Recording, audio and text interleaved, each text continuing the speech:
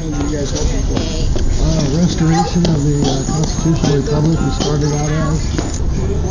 Individual rights that are inherent, given by God and ensured by the government. And it's their job for us as our masters to ensure our rights, the God-given rights, and they're trying to do the opposite.